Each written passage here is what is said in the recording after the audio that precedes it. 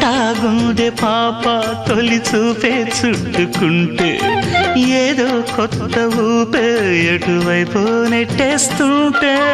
ఉండుండి ఎటుంచో ఒక నవ్వే తాకుతోంది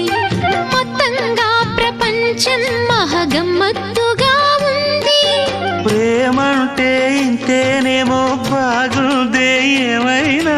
నాకు కూడా కొత్తేనయ్యో ఏం చేద్దాం ఈ పైన కాస్తైనా